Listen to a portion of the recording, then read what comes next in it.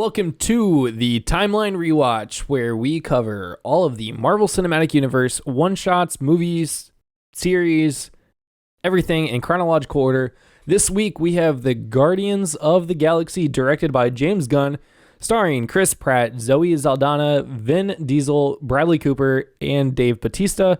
The release date was July 21st, 2014, and the timeline date is around August 2014. Takes about 3 or 4 Earth days, because I don't know how you actually measure time out in space. Yeah. But it's 3 or 4 Earth days. As always, I'm Justin here with my co-host, Jacob. How are you doing? Doing good. Excited to talk about these movies. Hearing the lineup of the cast, It is a star-studded cast. Yeah, and that's something I think that's lost on me is wow, you have some every main character is an A-list person. At this point, Zoe Saldana is probably the least known on this cast at this point. Yeah, because then now she's in the Avatar movies and stuff like that. Now she's big. Yeah. But yeah, Vin Diesel is a huge A-lister. And all he says is 3 words. Yeah. Yeah. 4 words, actually. 4 words. 5. 4 words. I am Groot and we. Oh, I thought he said we are. He does say we are Groot. Oh, he does say 5 words. Yeah. Okay, cool. Yeah. And then Dave Bautista, famous wrestler. Yes. Bradley Cooper, big star. Chris Pratt is becoming a big star. Yep. Big names in this one. Yeah. So the major things that happen in this, the introduction of the Power Stone or the Orb, a new team of heroes that we've never seen before. I remember when this trailer actually came out. I think I was actually going to see Captain America: Winter Soldier, and I saw this trailer came out because the movie came out 3 months later, 2 months later. I was like, this looks interesting. Okay, let's see how they did this. And then Ronan is back. Yeah, not keeping up with the peace treaty that they literally just signed. Yep. So fun. My 5 fun facts for the movie. Okay. Vin Diesel recorded all of his lines in several different languages, including Russian, Mandarin, Spanish, Portuguese, German, and French, so that they could use his real voice in the film around the world. That's pretty cool. So I Am Groot was in all the different languages. That's awesome. One of the Nova Corps in the parks, it's Denarian Sal. Yes. Not Step Brothers. Right. Denarian. He's actually in Parks and Recreation with Chris Pratt as Andy Dwyer. He plays Lord Edgar Covington in Parks and Rec, which if you watch Parks and Rec, he is the guy that is actually taking Andy to England. Yes. So he can be away for Guardians. Oh, that is awesome. So it's funny, he comes into Parks and Recreation, takes Andy away for several episodes so he can come and film Guardians of the Galaxy. That's awesome. I thought that was really, really clever. Yeah. The soundtrack album, Awesome Mix Volume 1, reached number 1 in the U.S. Billboard Top 200 chart. It's the first film soundtrack ever to do so without any original music. Yeah. And it was also nominated for the 2015 Grammy Award for Best Soundtrack. Yeah. I mean, since the Iron Man movies, we have not had this good of a soundtrack. And this is even the best one in my opinion. No, this is not. Yeah. No, I would agree with that. Because I think Volume 2 is better. Yeah. In the comics, Drax is fluorescent green practically. However, for the film, the color was changed to a muddier gray, partly because the movie already had a bright green character with Gamora. Yep. And but mostly to distinguish his appearance from the Hulk. Yeah. Because he's big and strong. No, they didn't want another Hulk. I got that. Yeah. And then in Dutch, Afrikaans, and Flemish, Groot actually means big. So I Am Groot would therefore mean I am big. Yeah. And that's all Vin Diesel is saying in the entire movie. Well, I mean, in that movie, he's not wrong. And a bonus fun fact, my 2 dogs' names are Groot and Rocket. Of course. Because of this movie. So that's awesome. Before we get too far into this, I did have one oops moment. The Collector just received the first Infinity Stone at the end of Thor: Dark World, the Ether. and he's on Nowhere where it's all outlaws. There's no real like law and order. Where's his security? Yeah. I don't. Maybe he I doesn't don't need know. it. I don't know. Yeah. So, quick recap. What you got? Oh, this one's tough. But I got like Breakfast Club vibes. So I was like the space The Breakfast Misfits. Club. Yeah. The Misfits of the Galaxy. Yeah.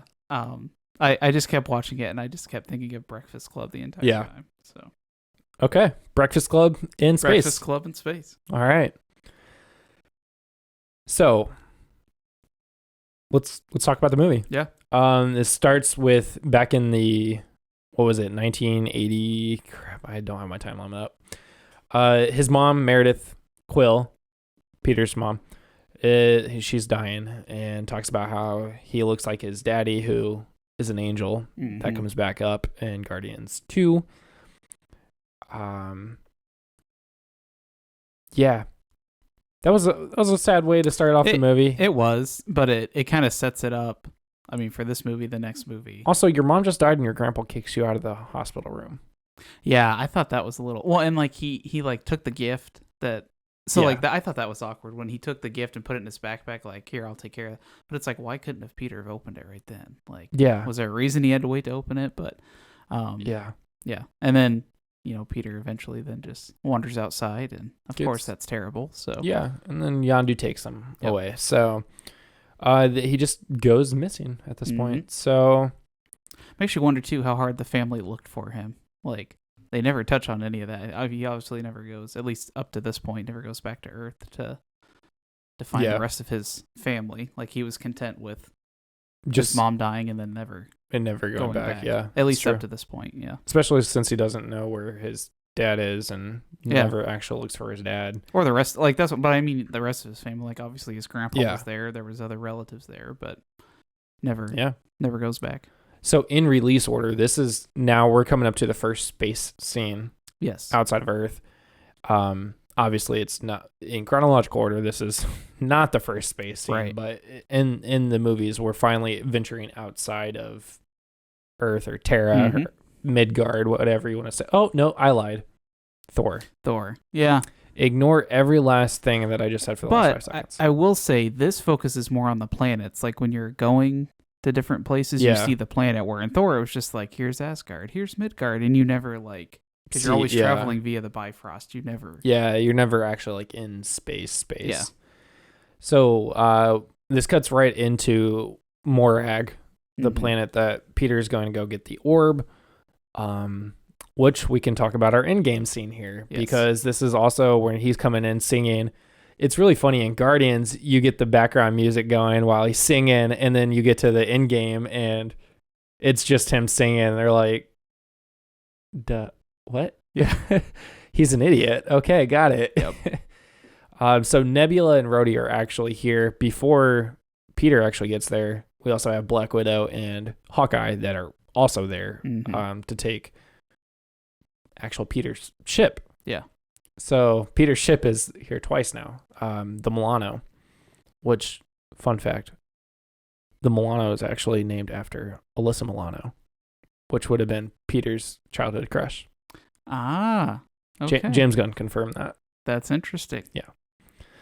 So he is on Morag to get the orb. He does get it. They run into Korvath. Yes. Yeah. So Korath was in Captain Marvel. So he's back. He was one of the Kree in Captain Marvel. So we get to see him again. So if you think about this movie coming out and then he actually comes back in Captain Marvel and you see him before this point, it's actually it's pretty interesting because now at this point we are 19 years into the future from when he was in Captain Marvel. Yeah. So this is where we see Ronan is officially back now and why Korath is there to get the orb, because Ronan was tasked to go get the orb for Thanos so that he could have the Power Stone. We find that Nebula and Gamora are working for Ronan and was lent by Thanos. and they're fighting each other. Of course, they are. They really do act like petty sisters. They in a do. way. Like, Yeah. It's kind of funny, and all you find out in Guardians 2 that all Gamora was always just trying to be better, whereas Nebula just wanted a sister, so she had a beef with that. So we've seen Thanos in a post-credit scene, but when this came out, I didn't think of him as in-game Thanos. I was just like, oh, it's just another like scene. Yep. Okay, cool. But so I never really thought about Thanos in here, and James Gunn actually has talked about how the Thanos scene actually almost got cut. Thanos wasn't even going to be in this movie. Yeah. But they kept it in there because it was supposed to lead into more things with the Avengers, so he left it in. So now we're on Xandar. Stan Lee. Yes. What's he doing? He's chatting up a young alien woman. Xandarian woman. Yep. Yeah. And Rocket calls him a pervert. Yes. Yeah. So interesting enough there. Good times. Peter and Gamora get into a fight on Xandar because Peter was trying to sell the orb, couldn't sell the orb. Gamora finds him and also wants the orb. So they're fighting. Groot and Rocket get in there because he realizes that Peter has a bounty on his head. They all get into a fight. They all get taken by the Nova Corps on Xandar to be arrested. And that's where you get the introduction into all of the characters on who they are. Yes. And naturally, I had to pause the screen a couple times and write down some details. Well, before we jump into the details, I thought they did this beautifully because at this point, unless you read the comic books, you have no idea who any of these are. Exactly. And they're not like household names. Like when you think of Marvel superheroes, not having watched the movies, Iron Man, Captain Marvel, the Hulk. Exactly. Yeah. Exactly. So now you hit a point where you have to do a little bit of backstory on some of these people, but you don't want to take too much of that away from the movie. So how do you do that? You do it perfectly. Yeah. And the walk up and checking. I mean, this is an origin story for the Guardians, but they didn't treat it like an origin story. They just threw you right into the middle of it and then was just like, oh yeah, by the way, here's who these characters are. Because this whole movie is also advancing the larger storyline of Thanos. Yeah. You don't know it yet, but this movie is another step in that direction. So you don't want to take away from, oh, this is just how the Guardians came to be. This is also part of a larger story. So I thought that was a perfect way to do that. Yeah. So the first one is Gamora. Her details say that she's the last survivor of the Zaherbure people. Anyways, Thanos killed all of her people, which you see in Infinity War. And she was only supposed to kill half, so. Well, no, he killed all of when he took Gamora. Right. He like wiped out everybody. Well, I know, but his whole mantra was like kill half the people. Kill half the people, but yeah. She is 275 microbules in tall. I don't know what a microbule is, but we'll compare that to both Peter and Groot later. Sure. 852 grits is how much she weighs. And then she has a couple of enhancements, including a cybernetic skeleton, ocular and respiratory implants, enhanced neurological system, enhanced regeneration implant. She's almost a robot, essentially. On the inside. Yeah. Then we got 89P13. Alias is Rocket. Origin, I don't know if you caught this. They just wrote ha. Like ha, origin. Or maybe that's a planet. I really didn't look into it too much. I didn't catch it. It's probably like planet ha. It probably is. Length is 14. They didn't write microbules on there. They just wrote 14. The weight was just 16. No 16 grits or anything. I mean, it's a raccoon. Yeah. Enhancements was a cybernetic skeleton structure, enhanced phalange, and America bones, genetically augmented cerebral. We all knew. I mean, we figured that. Associates is Groot and Lila, who is a love interest in the comics. She's an otter, which I think is actually coming up in Guardians 3, which comes out today. Yes. And we're going to go see that tonight. Yep. Yeah, so excited about that. So we might see Groot's love interest. We don't know. Rocket's love interest. Rocket's love interest. Yes. One of the two. I mix up my dogs all the time, so naturally I'm going to mix up Groot and Rocket in this movie. Criminal record, he has 13 counts of theft, 22 counts of escape from incarceration, 7 counts of mercenary activity, and 15 counts of arson, and warning, tendency to bite. Yeah. Checks out. Groot. Species is a Flora colossus. Origin is Planet X. Length was 370 microbules, which is about 100 more than Gamora. Weight is 4,258 grets, which is a way more than Gamora. Yeah. Associates is 89P13 and Tobias Lark. Ooh. I did a lot of research on Tobias Lark. Yeah. The internet cannot find anything. They actually think that this is one of James Gunn's things that if he could change anything about canon, he would remove this. Oh. There are theories that Tobias Lark is one of the Watchers. There's theories that Tobias Lark is the Gardener collector. There's multiple different collectors. Oh, okay. So you have the collector. You also have the one that's in Thor Ragnarok. You've got the Gardener. That they might be friends. So Groot goes way back. Yeah, and that's something.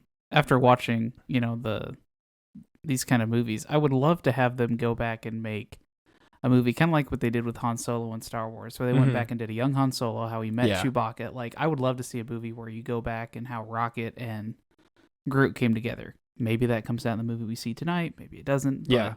But, I would love for them. If it doesn't, then I would love for them to go back and just. Yeah. And it could be like a quick, Disney Plus thing. But I think it'd be interesting. Yeah. Peter Jason Quill. Alias Space Lord. Yep. Not Star Lord. Space Lord.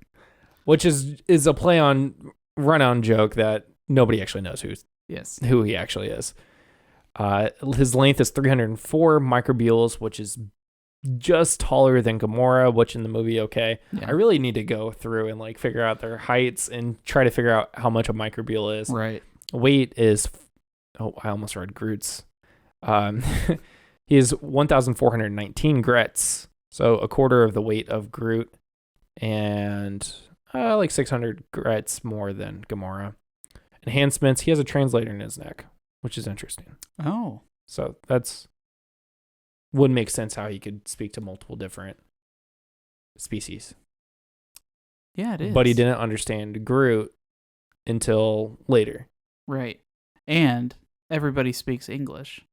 But is that just Peter's interpretation, or is it Peter's interpretation, or is that just Marvel being Marvel? Well, I agree. I think it, but it could be his interpretation just like Captain Marvel, it comes into the language that he knows. Mm-hmm. Yeah. So his criminal record is 1 count of fraud, 2 counts of public intoxication, 1 count of assault, and 1 count of illegal manipulation of a Gramosian Duchess. Which, if you don't know what illegal manipulation is, it's basically a sex crime. Yeah. So this labels Peter as a sex offender. James Gunn explained that this was that he was seduced by the Duchess, but in Gramos, or anybody that knows Gramos, it's actually illegal for regular folk to be intimate with royalty. Oh. So he got arrested for it. Interesting enough, Gramosians fight with Thor in the Warriors 3 in the comics. So, oh, interesting. So that's my deep dive on the 4 of them. Right, 1, 2, 3, 4. Yeah, 4 of them. So they get sent to what is it, Kiln? Kiln. The Kiln. Yep. That's where they get imprisoned. Rocket mentions that he's broken out of several prisons, which we've seen at this point. Also doesn't know what a raccoon is. Yes. So that's interesting. And then Gamora was going to we find out that Gamora was actually going to betray Ronan and give it to a third party that we find out is the Collector later on.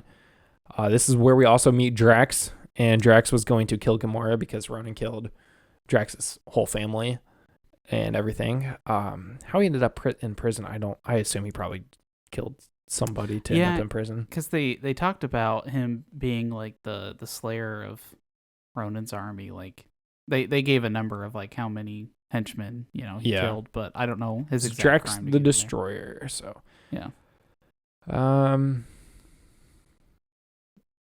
yeah. So they come up with a breakout plan, and this is really quick, by the way, because this whole movie takes place, like I said, 3 or 4 Earth days. Yeah. So this happens very quick that they're like, all right, we're getting out of here, which I think is actually the next night because Gamora was about to die, and then that's when Drax comes in. They spent one night, really, and that's it.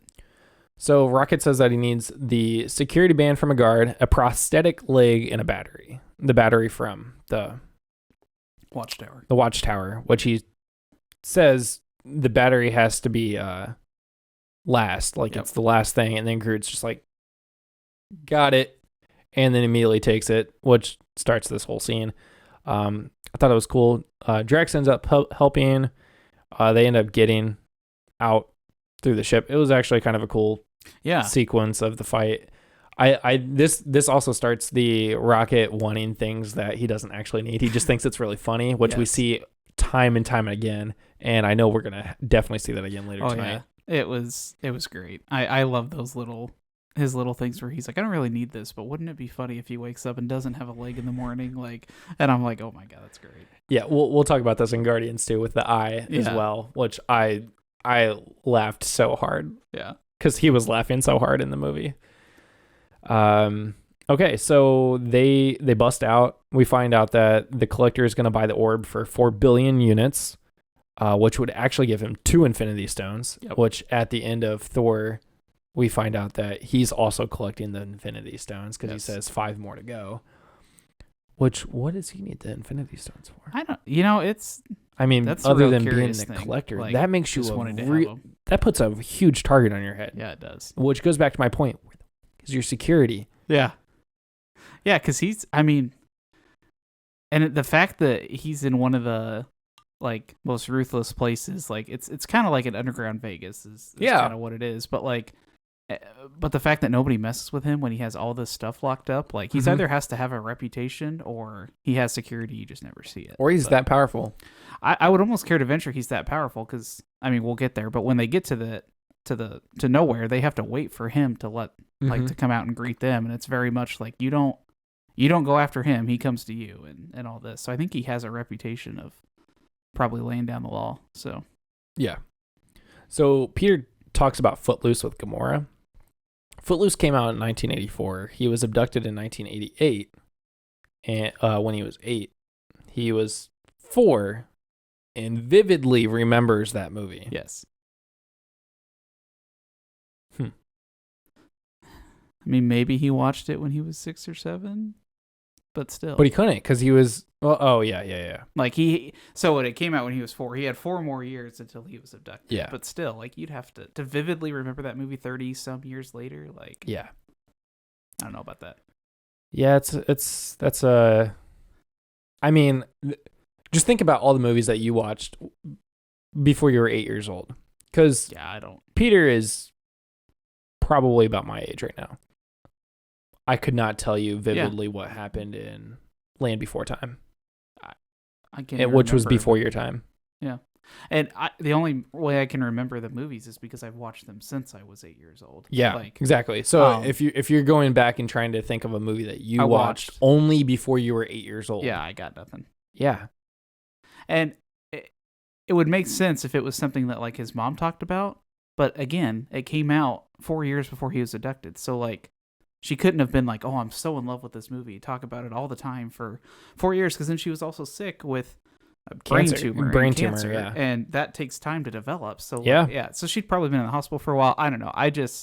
That one was a loose connection. Yeah. And especially when they doubled down on it later. Yeah. A lot of his connections to Earth that we'll find in the series is very loose, and the timing is kind of interesting because there's also things like his Walkman, like his version of the Walkman or whatever he has is actually a newer version that didn't come out until like 1991, and there's very loose things that they didn't get right with that timeline. I think that one's a little bit more explainable, like because I think at the end of the second movie he gets the Zune. Kraglin. Kraglin gives it to him. So it's not could have out of gotten the realm it to think from he could have gotten it somewhere. from Yeah. Yeah. But how that gets to space that he doesn't go back to Earth for, I don't know. Yeah. So this is where we actually find out more about the Infinity Stones, because the Collector is talking about the 6 Infinity Stones, how they come up. You actually see the Tesseract and the Ether in in those visions. You see that Celestials came out, something about Celestials taking over and whatnot, which we actually see in the Eternals, because the Celestial that is in those visions is actually in the Eternals. Yeah. Which is interesting. So yeah, the Collector said that only certain people can hold the power, and we see that in game and stuff because, I mean, only certain people can actually hold the power. Anyways, Karina, which is his slave, tries to get the Power Stone, and this whole time you can see the pent up aggression, and she's like, "I hate you so much. Like, I want to get out of here. I want to kill you. I want to do all these things." And so she's like, "Oh, the Power Stone. I could get this and then kill you and be free." So she tries to get it, blows everything up. Yep. Cool. And I think it's just because, yeah, we'll talk about this in a little bit. She didn't have that kind of power to be able to grab the stone. Right. Yeah. So they get into a fight because Drax calls Ronan to the planet to nowhere to kill him. Doesn't kill him. Him and Rocket get drunk and then inevitably make terrible decisions. Which, by the way, if this is where I kind of have like a what the heck moment. They're in there getting drunk and on a planet with outlaws. How come Peter was just like, it's worth 4 billion units? Why didn't they just beat them up and take the orb for themselves? I don't know. Because this was before they met with the Collector. Yeah. I don't know. That's a good point. Anyways. So yeah, Ronan is now on the planet to take the orb. Spoiler, he gets the orb. They're fighting. They end up, Gamora goes out into space. Nebula shoots Gamora, blows up her ship. Peter goes out, saves Gamora, and then is just like out there, but also calls Yondu in because Yondu betrayed, or Peter betrayed Yondu with the orb. So Yondu comes and takes him, actually saves him. Yes. So Peter was actually being pretty smart there. So everybody lived. Now, I do pause here, though, and think. If Gamora had died in space, Thanos couldn't sacrifice her to get the Soul Stone. Again, Peter screwed everything up. So the Guardian of the Galaxy screwed everything up twice. Oh my. Because if Gamora died there, who would Thanos have sacrificed? Because he didn't really love Nebula like that to be able to sacrifice her for the Soul Stone. So just a thought. It's a terrible thought. But I thought of it instantly. As soon as I saw her out there, I was like, if she dies, he can't sacrifice her later. So what's he going to do? I'm sure he'll find another way, but my mind is blown. I mean, yeah. I don't know. Yeah. If she would have died right here, we wouldn't have the oh my. Now, we wouldn't have 2 of the best movies, but well, we could have, but just without Gamora, Well, but I'm saying if Thanos hadn't got all the Infinity Stones and all that. Oh, right. Well, they would have found something. I would have loved to have figured out how the Collector thought he was going to get the Soul Stone. Like, was he just going to wait for somebody else to get it and then buy it off them? Yeah, or, maybe. Yeah, because he didn't sound like he was going to do anything on his own. So. Nor did he actually know where anything. I mean, they were bringing the stones to him. He waited for it. And also to think, because at the end of Thor Dark World, when they take the ether to him, you don't really know what he is. You don't know where they went. You just know they went to the Collector. Yeah. Now you see that he's kind of a shady person. Like, why do you think Asgards, who were like very noble, like, I don't know, morally right beings, would take it to him and be like, yeah, we want to give this to you for safekeeping? That, I don't know. That didn't make any sense, but oh well. Maybe they thought nobody would look there for it. Yeah. Eventually, I believe they all get back together. Yes. And they come up with a plan to fight Ronan for the orb on Xandar, because that was Ronan's whole plan, is to destroy Xandar. The plan also, Yondu is supposed to get the orb at the very end, or he's going to end up killing them all. there's a fight scene with Nebula insulting Gamora. And I have to say this. Finally, someone didn't wait for the evil villain to finish their speech. Yes. Because she's in the middle of like a monologue insulting Gamora, and Drax just shoots her. Yep. And I thought it was really funny. This is all in capital. Like, finally, somebody didn't wait. Yes. Because it was getting really annoying. Well, and like, even on a larger sense, that's perfect for Drax's character, who Rocket says they're a very literal society. Like, they're not going to understand metaphors. They're not going to understand sarcasm. Like, he would never let anything go over his head because he would catch it. Yes, because his reflexes are too fast. Yes. Yeah, so he's like, we don't have time for monologues. I'm just going to shoot her. Yes. I need to kill her. I need to destroy her. Yes. Just do it. So I was like, that's awesome. So Nebula and Gamora end up fighting. And Nebula is actually putting up a good fight. Yeah. Now, if you think about this, in Endgame, mind you, this is like a couple days after Endgame, Nebula and Gamora are fighting, and Gamora is just absolutely overpowering her. Yeah. And was actually just overpowering her a couple days before this as well. Nebula puts up a good fight and almost beats her.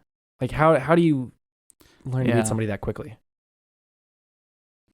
Mm-hmm. So maybe Nebula had more to fight for. Like, Gamora was also trying to disable the shields or the doors that Ronan locked himself in. Yeah. I don't know. So, and that's my next thing. So Ronan locks himself away because Gamora states that Ronan's going to secure himself in an impenetrable safe room. Yes. So you must destroy the power source to allow the other Guardians access. However, once she destroys that power, she literally just shoots a hole through the floor with the rifle and then jumps up to join them. Yeah. So they all could have just went after the door was blown. They could have just. Yep. I don't get it. Yep. Maybe it was only an impenetrable fortress because of the power source. Like, maybe it wrapped around it, wrapped the whole room, but. Mm-mm. I thought it was just more like the door was there because of the Anyways, so Rocket crashes his ship into the Kree ship to take it down. So the ship actually starts to fall towards Xandar. Groot encloses everyone in him, and this is where he says, "We are Groot." Yes. Groot dies because of it. Everybody's really sad, and that's the last we see of this Groot. Now, this is a very good point. I was watching this movie with my sister, and she goes, if the whole point was to stop them from destroying the city, then why did they crash the giant ship that was going to land into the city? I was like, that's a great point, but I guess they didn't have any other options. Like, they were so determined to kill Ronan. They're like, we're just going to let this crash. I would say that the whole point was to save the planet, because once Ronan touches ground, the planet was going to be destroyed. Right. If he has the Power Stone. But then you let him get all the way to the ground. I mean, yeah. I don't know. I mean, obviously there wasn't a better option. No. It is interesting. This is probably where one of my favorite scenes comes up, where Ronan is about to like make his speech to like destroy the planet, and then Peter's just like dance battle and like singing to him. And I think it's so hilarious. And the fact that Ronan got distracted by that. Like, he was in his speech and he looks over and he's like, what are you doing? Yeah. He's like, he's never had somebody that was that, like, just not interested in what he was doing.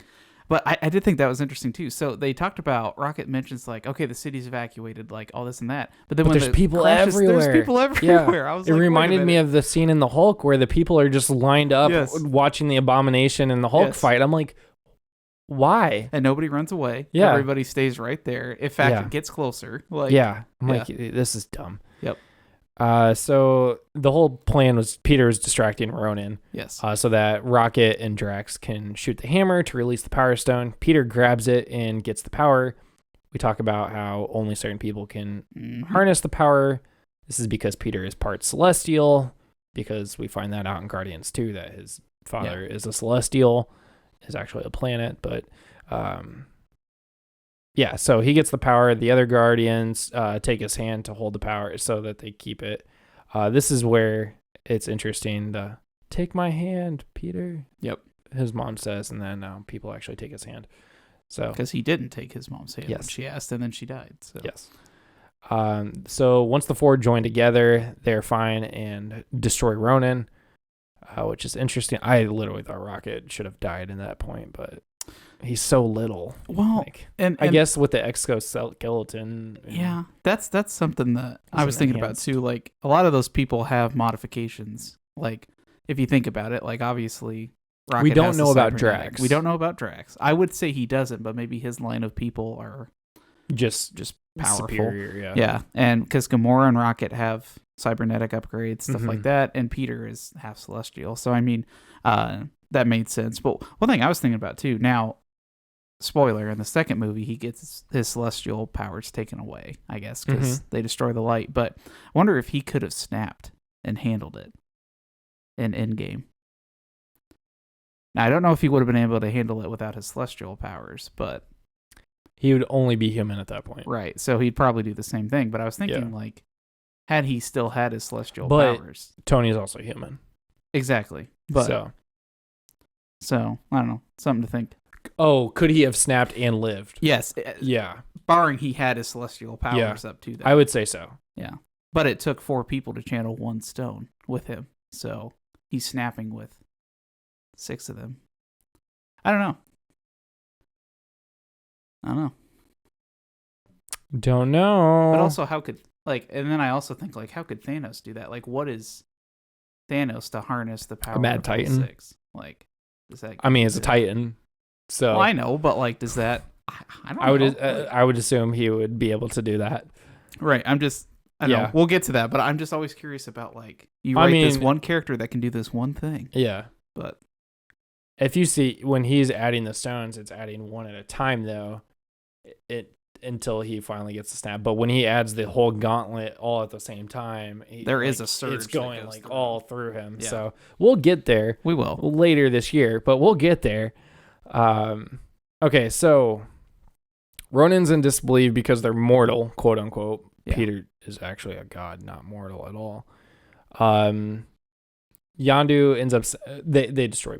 Yeah. They does Ronan die? Oh yeah, he gets Ronan blown actually does up, die, but that's he's in right. that like bubble with them. So. Yeah, that's yeah. right. Okay, because this is the last we see of Ronan. Yes.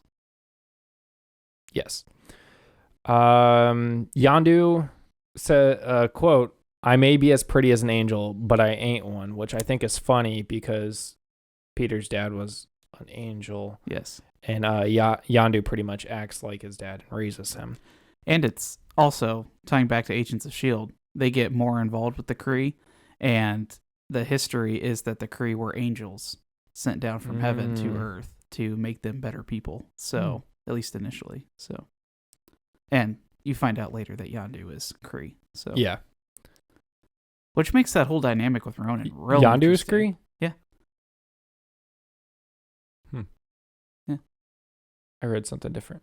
Oh, I thought he said. in Well, it's the- not canon though, so Yeah, because I thought he was talking about his lineage in Volume 2. He talks about how his parents sold him into slavery, and he was a Kree warrior, and he's blue. Okay, so that might make Yondu apparently comes from a planet that is like not Kree, but Oh, well, this is comics. They also have fibbed Yondu's character a lot Yeah. because he's actually an archer in the comics. Yeah. He doesn't have the little fin. So right. anyways, Yondu's on the ship, and I think it's Kraglin that's asking that they're talking, and they ask why they never delivered, and he said because his dad was a jackass. And we find out later that's It's not entirely why, but it's basically why. yeah, it's accurate. Yeah. So Nova tells Peter he's not full Terran, and that's where you find out that he's partially celestial. He has some kind of powers. Peter goes by Star-Lord because that's what his mom called him in the note. That's interesting. And the Power Stone is stored in Nova to be protected until Thanos comes and takes it. Yeah.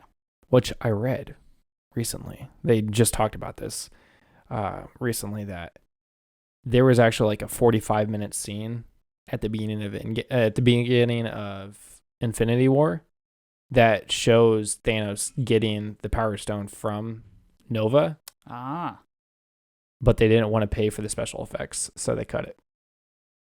That's unfortunate, because would have helped. Like, yeah, especially with how much money they ended up making. Yeah, and the fact, but it would have made the movie probably 25 minutes more, right? Because they shot for 45 minutes, like had 45 minutes. But you explained how we got all the other stones, so like, yeah. But you kind of just come in, you're like, oh, the power. Like he already has the Power Stone, so you're walking into it already. It's not the start of it. Yeah.